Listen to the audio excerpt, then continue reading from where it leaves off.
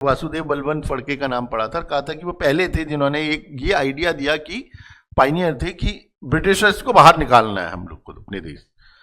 ये अब उन्होंने कभी एक बात शुरू करी है तो वो आइडिया धीरे धीरे फैलेगा सब जगह।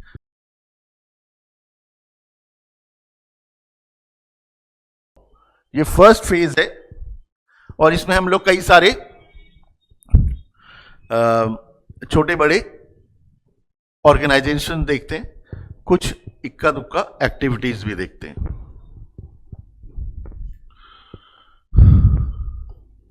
तो जैसे व्यायाम मंडल, कुछ एक ऑर्गेनाइजेशंस हैं।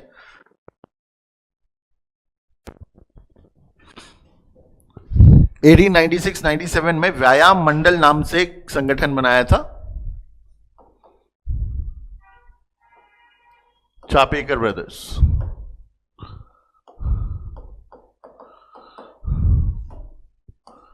मित्र मेला 1899, ये सावरकर का था। मित्र मेला भाई Savarkar, VD Savarkar.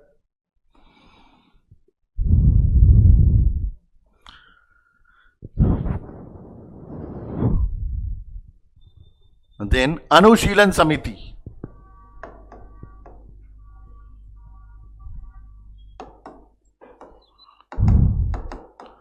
(1902)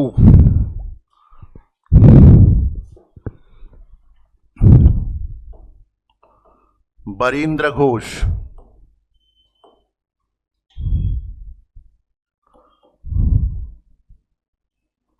Pramod Mitra and Jatindra नाथ मुखर्जी।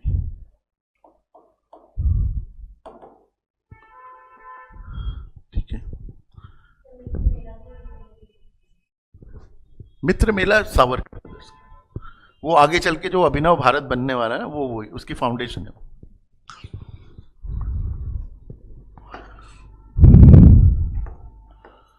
तो 1904 में भारत माता एसोसिएशन, ये साउथ इंडिया में था, केरला में। भारत माता association bye Neelkanth Brahmachari.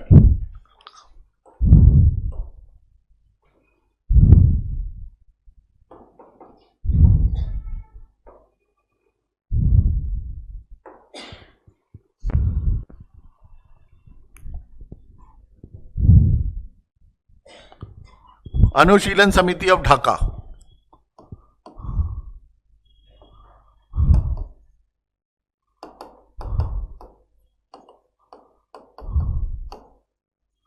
Pooling Das,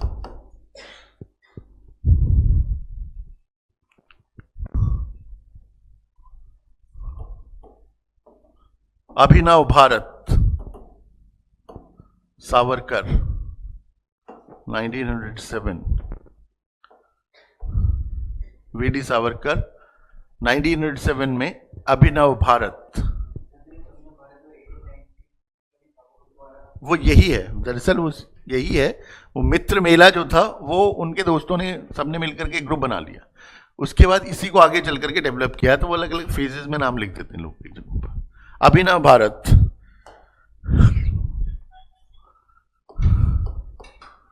India House. India House was established in London, 1905 by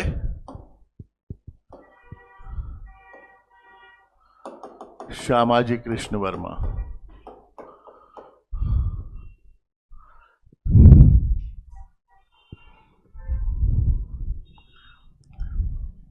तो कई सारी सीक्रेट समितिज भी बनेंगी।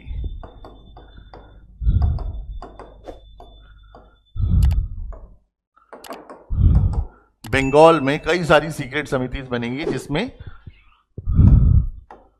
स्वदेश बांधव समिति ऑफ बारिसाल,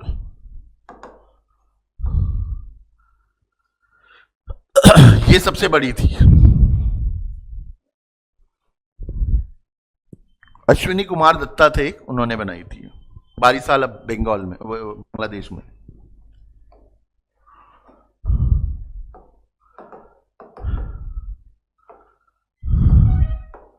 इसकी कुछ 150 से ज्यादा ब्रांचेस थी स्वदेश बांधव समिति की।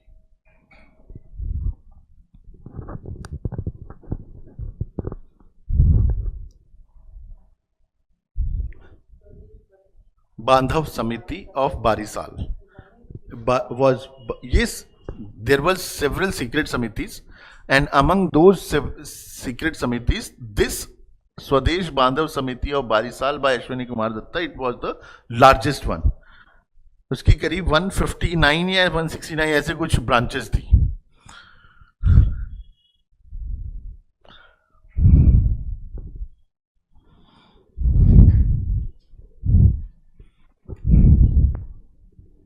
It was the largest one.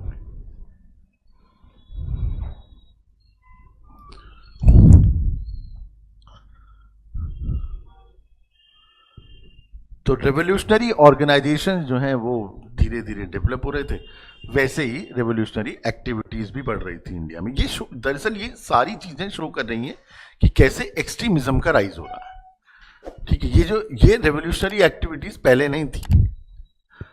इसकी शुरुआत हम लोग ने पीछे वो वासुदेव बलवंत फड़के का नाम पढ़ा था, कहा था कि वो पहले थे जिन्होंने ये आइडिया दिया कि पाइनियर थे कि ब्रिटिशर्स को बाहर निकालना है हम लोग को अपने देश। ये अब उन्होंने कभी एक बात शुरू करी है तो वो आइडिया धीरे धीरे फैलेगा सब जगह, और फिर ये एक्टिविटीज डेवलप होनी शुरू हो जाएंगी। तो होता ये है कि 22 जून 1897 को Mr. Rand, the plague commissioner of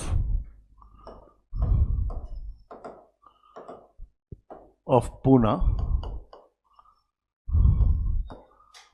was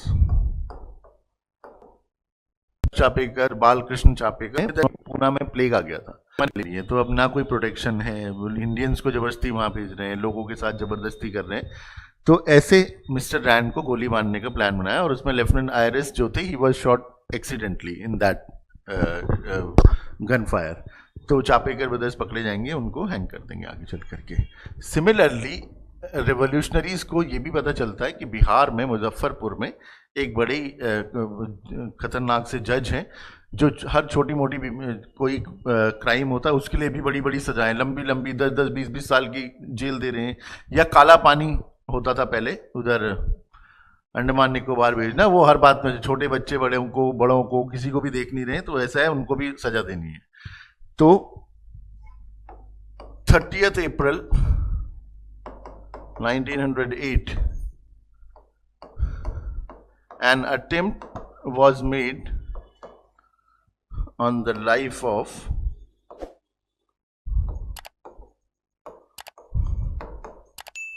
Kingsford. Kingsford जो थे वो बहुत अनपॉपुलर थे,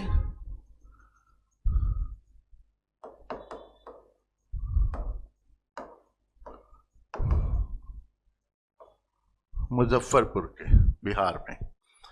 तो दो लोगों को इसकी जिम्मेदारी दे दी क्रांतिकारियों ने, बोला कि आप जाओ और जाकर के इनको गोली मारनी है। एक का नाम था खुदीराम बोस और दूसरे का नाम था प्रफुल्ल चाकी। इन दोनों को रिस्पॉन्सिबिलिटी दे दी, हथियार दे दिया, बोला जाओ और जाकर के उनको गोली मार। अब जज है वो ऐसे थोड़ी कि राह चलता कोई किसी को गोली मार दो। तो वो उन्होंने रेकी करी और पता चला कि वहां एक क्लब था, वो शाम को वहां पर खेलने जाते थे। तो उन्होंने शाम के टाइम वो बैठ गए। अब बाहर अंदाजा एक दिन 30 तारीख को कि वो आएंगे और गाड़ियां आएंगी। गाड़ियां अकेले नहीं होती थी, कॉन्वॉय आता था, और उसमें अब गाड़ियां पहले तो अलग अलग होती नहीं थी इतनी सारी, सब एक जैसी हैं, तो वो उनको समझ ही नहीं आता किसमें है। तो एडवोकेट प्रिंगल कैनेडी, उनकी वाइफ, उनकी बेटी जो थी, वो जिस गाड़ी में थी वो उसको थोड़ा मिस इंटरप्रिटेशन हो जाता है और उस गाड़ी पे फायरिंग कर देते हैं। उनकी वाइफ और उनकी बेटी की डेथ हो जाती है। पता तो चली जाता है कि निशाना किंग्सफोर्ड थी। जज के ऊपर हमला हुआ था, तो पुलिस इंक्वायरी बहुत फास्ट थी, और खुदीराम बोस जो हैं वो पकड़े जाएंगे, उनको फांसी होगी। चाकी जो हैं वो पकड़े जाने से पहले खुद को गोली मार लेते हैं। तो ये एक इंसिडेंट रेवोल्यूशनरी एक्टिविटीज़ में, चाकी ये दोनों ही बहुत यंग थे दरअसल। और उधर समस्तीपुर के पास एक वो क्या वाइनी एक वो था रेलवे स्टेशन जहाँ पर खुदीराम बोस पकड़े गए थे, उसका नाम अब खुदीराम बोस रेलवे स्टेशन कर दिया। तो ये एक्टिविटी थी। ऐसे ही एक और रेवोल्यूशनरी हम लोग देखते हैं। 1 जुलाई 1909 को Madan Lal Dhingra, William Curzon Wyllie, he was political assistant in India Office. जो ब्रिटेन में सेक्रेटरी ऑफ स्टेट होते थे उनके लिए, उनके साथ एक इंडिया ऑफिस भी होता था, उसमें पॉलिटिकल एडीसी थे जिनका नाम था कर्नल विलियम कर्जन वाइली। उनको मानने की जिम्मेदारी मदन लाल ढींगरा को देते हैं। मदन लाल ढींगरा अपनी वाइफ को लेते हैं और उस हॉल में पहुंचते हैं जहां पर एक कुछ डॉक्टर्स जो थे उनका फेलिसिटेशन होना था, and felicitation was to be done by William Curzon Wyllie. जैसे ही वो स्टेज पर आते हैं वो रिवॉल्वर लेकर के सामने पहुंचते हैं, उनको गोली मार देते हैं, और उनके साथ साथ एक डॉक्टर बीच में आते हैं, उनको भी गोली लग जाती है। तो Madan Lal Dhingra was hanged within few days, थोड़े दिन के बाद उनको भी फांसी हो जाती है। तो रेवोल्यूशनरी एक्टिविटीज जो है वो भी तेजी से आगे बढ़ रही हैं। इंडिया में पॉलिटिकल मूवमेंट जो है उसमें सिर्फ एक्सट्रीमिज्म और रेवोल्यूशनरी नेशनलिज्म का ही राइज नहीं हो रहा है, इंडिया में एक और नई चीज भी आ रही थी, and that was the rise of communalism.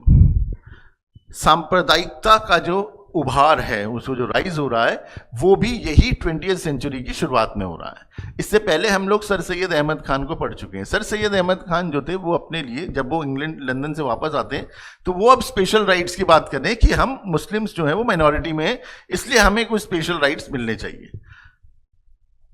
उनकी 1898 में डेथ हो जाती है। 1898 में डेथ होती है तो उसके बाद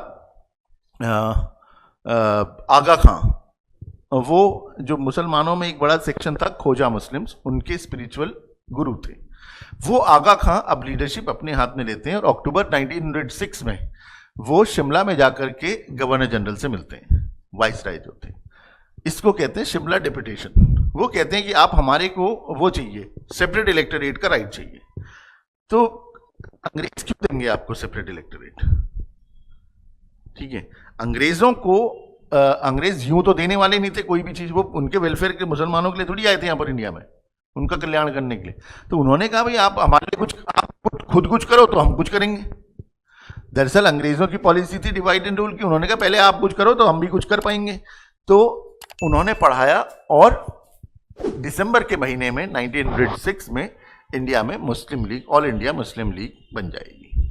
ऑल इंडिया मुस्लिम लीग बन जाने भर से इंडिया में कम्युनलिज्म आ गया होगा, ऐसा नहीं था दरअसल। उसके ऑब्जेक्टिव्स को जब तक हम लोग नहीं पढ़ेंगे तब तक हमको ये समझ नहीं आएगा कि ये कम्युनलिज्म का राइज हम लोग इसके साथ क्यों जोड़ते हैं। ठीक है, तो all India Muslim league Dhaka में बनी है 30 दिसंबर 1906 बाय नवाब सलीमुल्लाह।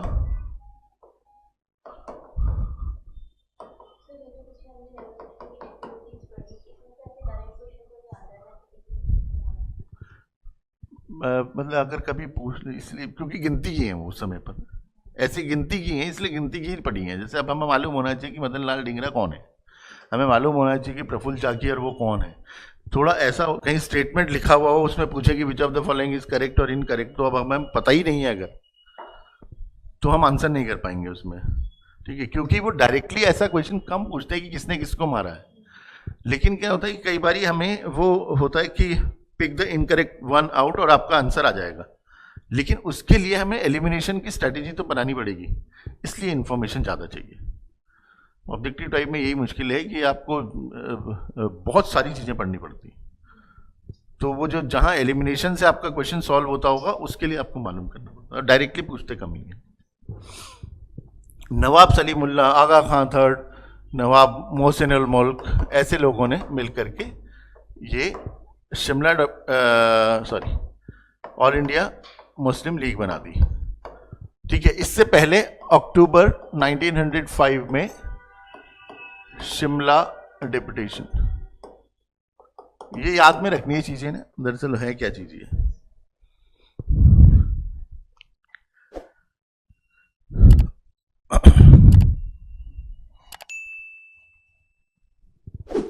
तो शिमला डेपुटेशन क्या है? It was a group of Muslim elites, और वो under the leadership of this Aga Khan, they met governor general lord Minto, उनसे मिलते शिमला में और कहते कि हमारे को वो दो सेपरेट कलेक्टरेट। तो उन्होंने कहा आप खुद कुछ करो, तो उन्होंने फिर ये करा, मुस्लिम लीग बना दी।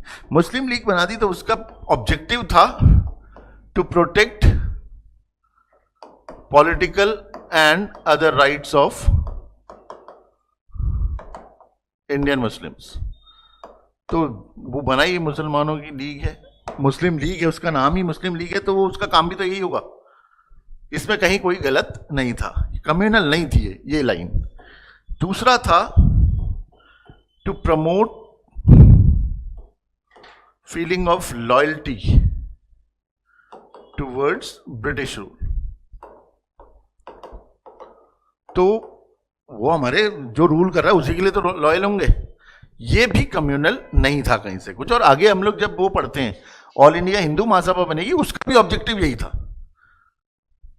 शुरुआत में यही चल रहा था। लेकिन जो तीसरा है, ये 1, ये 2 और ये 3, उसमें तीसरे में लिखा गया so far as possible without prejudice to objects mentioned in 1 and 2। जो ये पहला और दूसरा पॉइंट है, इस पर फर्क ना पड़े, ये इंश्योर करते हुए to promote friendly relations with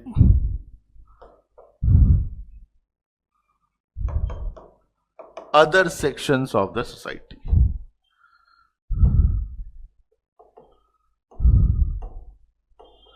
यहां जो है थोड़ी बात अलग हो गई। वो ये नहीं कह रहे हैं सिंपली कि हमारा ऑब्जेक्टिव है to promote friendly relations with other sections of the society. Other sections में कौन है? हिंदूज हैं, बड़ा सेक्शन वहां पर। उन्होंने कहा कि पहले और दूसरे पर असर ना पड़ता हो तब, अगर असर पड़ता होगा तो अब नहीं करेंगे हम लोग। ये तीसरा ऑब्जेक्टिव जो है, it made all India Muslim league a bit communal. और जब उन्होंने ऐसा ऑर्गेनाइजेशन बना दिया तो फिर तो दूसरी तरफ वाले कौन क्यों कम करते हो, फिर उन्होंने ही बना दिया। ऑल इंडिया हिंदू महासभा बन गई 1914-15 में। हरिद्वार में कुंभ हो रहा था, वहां पर सारे लोग इकट्ठा हो गए और उन्होंने कहा कि वो मुस्लिम लीग ने तो अपना वो एसोसिएशन बना दिया, हमें भी बनाना चाहिए। तो उन्होंने हमें भी बनाना चाहिए, उन्होंने कहा तो ऐसा करो, ढूंढो लाओ किसी को। तो महाराजा, ये कासिम बाजार के महाराजा थे मनिंद्र नाथ नंदी, उन्होंने उनको अध्यक्ष बनाया और बोला आज से हम लोग भी बना रहे हैं ऑल इंडिया हिंदू महासभा। हिंदू महासभा आगे चलती रही और 1925 में जाकर के फिर वो आरएसएस भी बन जाएगी। केशव देव बलिराम हेडगेवार वो आरएसएस बना देते हैं। तो कम्युनलिज्म जो है, एक ने शुरू किया तो उसको रिटेलिएट करने के लिए दूसरे का राइज और होता रहा। तो दो ऑर्गेनाइजेशन अब लगातार काम करते रहेंगे और इंडिया में कम्युनलिज्म जो है वो अब ऐसे बढ़ता चला जाएगा, ठीक है, which would ultimately lead to partition. ठीक है, सरकार ने उनको मुसलमानों को कहा कि आप अपने लिए कुछ करो तो हम आपको रिवॉर्ड करेंगे। तो ये भी इन्होंने तो कर लिया था, मुस्लिम लीग बना दी।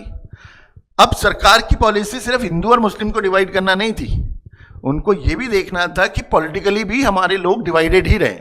तो सारे लोग कांग्रेस के अंदर एकजुट हो रहे थे, उन्होंने कहा इनको भी डिवाइड करना है हमारे। और कांग्रेस के अंदर भी दो सेक्शंस बने हुए थे, एक मॉडरेट और एक एक्सट्रीमिस्ट। तो उन्होंने कहा ऐसा करते हैं, एक्सट्रीमिस्ट तो एक्सट्रीमिस्ट है, वो तो डिमांड ही कर रहे हैं कि हमें तो कंप्लीट इंडिपेंडेंस चाहिए। मॉडरेट जो है वो मॉडरेट है, वो मांग रहे हैं गवर्नमेंट, ऐसा करते हैं इनको रिवॉर्ड करेंगे हम लोग, लेकिन उससे पहले करें भी तो सही। तो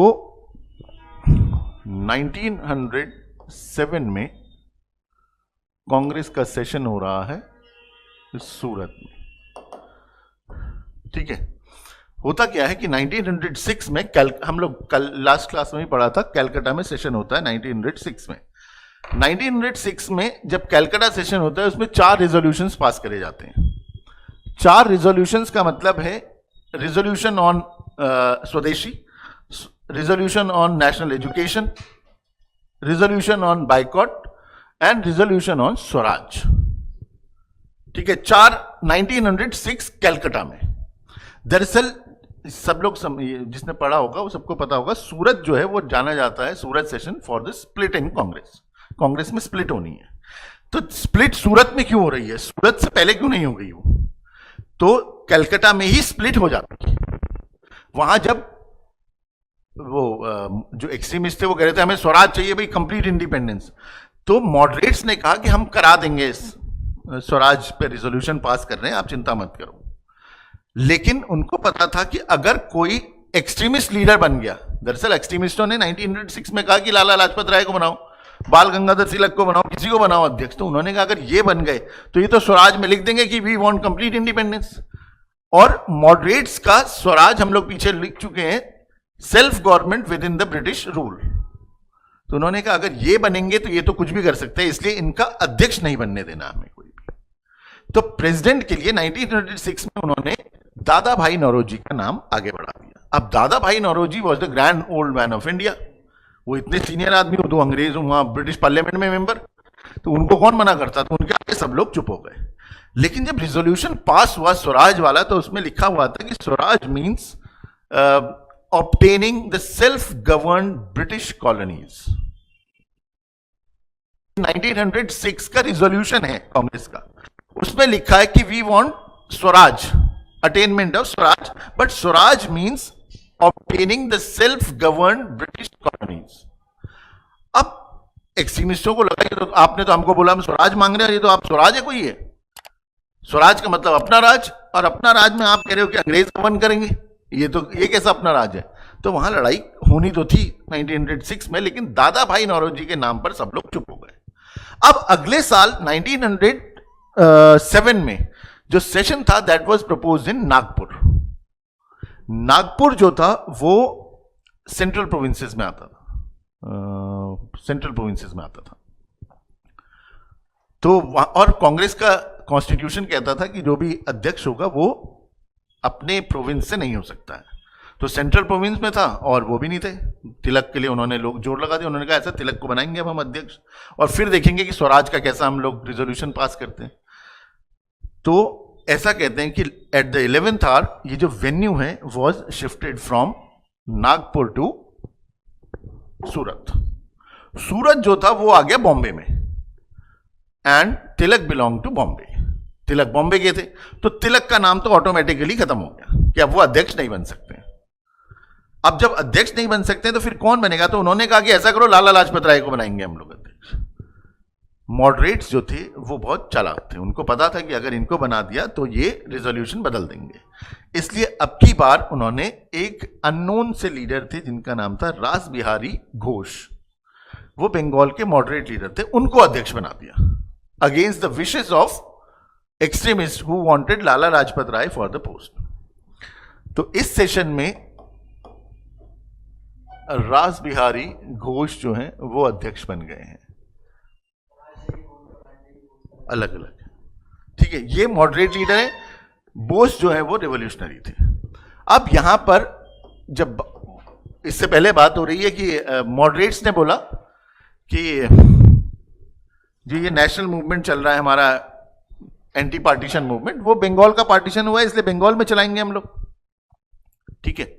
और वहां पर भी सिर्फ हमें फॉरेन गुड्स का बाइकआउट करना है बस, ये नहीं कि हम इंग्लिश भी नहीं बोलेंगे और ये नहीं और वो नहीं, सब चीजें। एक्सट्रीमिस्ट जो है वो कह रहे हैं कि नहीं, ये पार्टीशन बंगाल का नहीं है, it is the partition of national movement, इसलिए ये मूवमेंट नेशनल लेवल पर चलेगा। और नंबर 2, ये सिर्फ फॉरेन गुड्स का बाइकआउट नहीं करेंगे, हम हर चीज का बाइकआउट करेंगे। इन बातों को लेकर के कलह पहले से थी, और फाइनली जब रास बिहारी घोष को अध्यक्ष बना दिया तो वो सारे एक्सट्रीमिस्ट नाराज हो गए। जैसे ही सेशन शुरू होता है सूरत में, रास बिहारी घोष बोलने के लिए खड़े होते हैं तो वो नीचे से अंडे और टमाटर और जो जो फेंक सकते थे, कुर्सी उर्सी फेंकना उन्होंने शुरू कर दिया।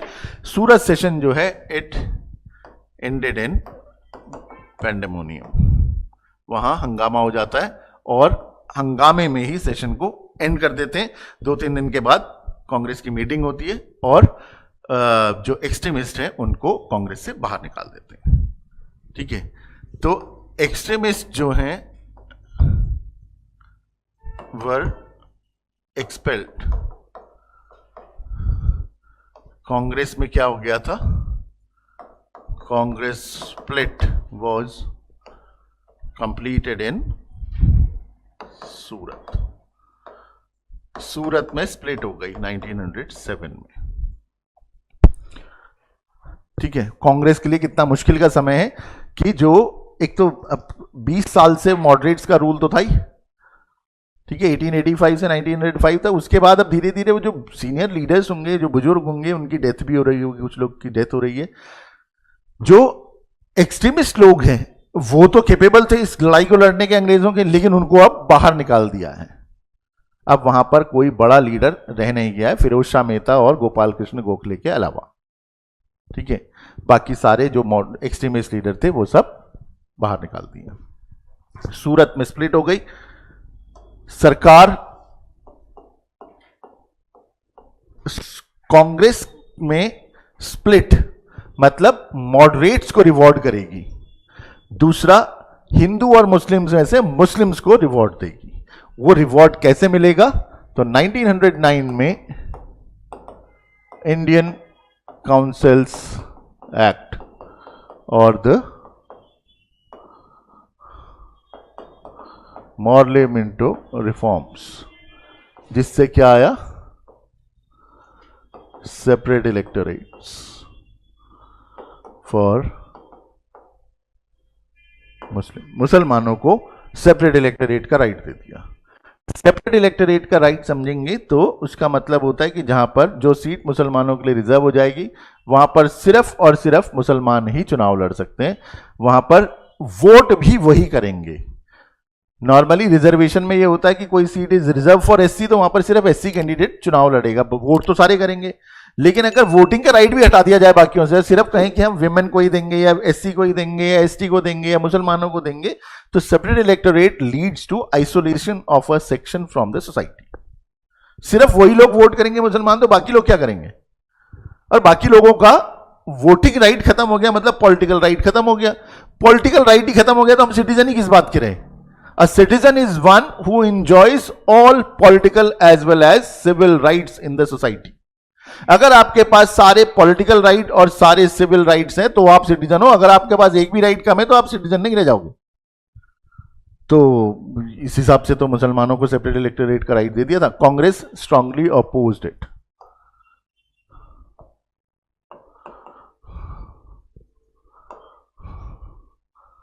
कांग्रेस इसको अपोज कर रही है कि ये किसी भी तरीके से हम लोग इसको एक्सेप्ट नहीं करेंगे।